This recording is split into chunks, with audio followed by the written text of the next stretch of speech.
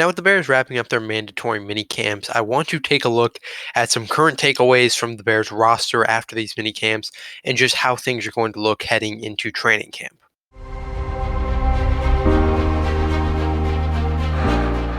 Now, so far, the biggest headline around the Bears after their minicamp has been the absence of edge rusher Robert Quinn. He's coming off of a career season where he had 18 and a half sacks.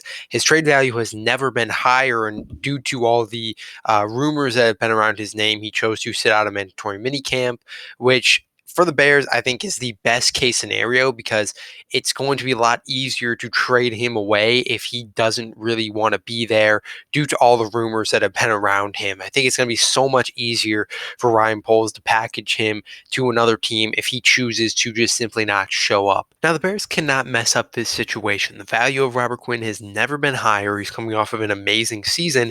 And if you do keep him around for this season, you risk him potentially going back to his 2020 form where he played really, really bad. So you cannot risk potentially losing all of this value that you could be getting.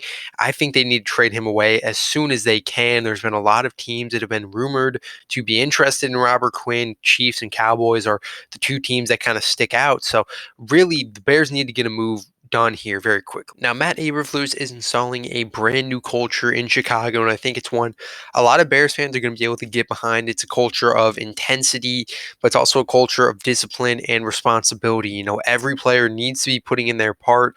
No matter if it's a rookie or a veteran player, they need to all be putting in 110%.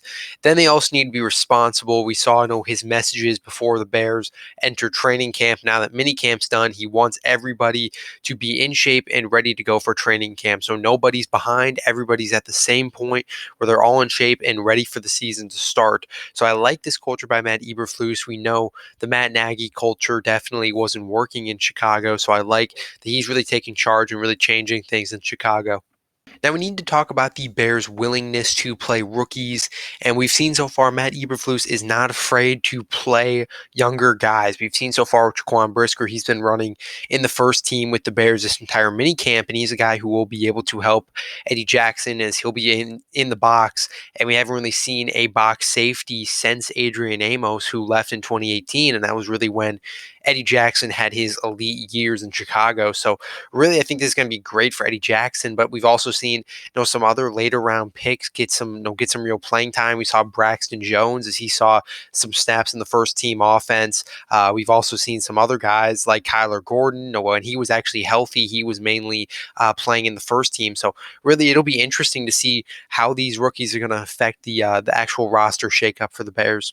Now, speaking of young rookies, we need to talk about cornerback Kyler Gordon, and it is going to be interesting to see how he handles his first training camp, considering the fact that he missed almost all of minicamp due to injury. He was at times riding a bike on the sidelines, but for the most part, missed almost the entire minicamp, was standing on the sidelines for almost all of it. So that's really not a great thing to see early on. Now, it's not really his fault, but at the same time, it would have been great to see Kyler Gordon at least try to run some more reps with the first team defense, but not seeing that will definitely be interesting to see how we approach him going into training camp.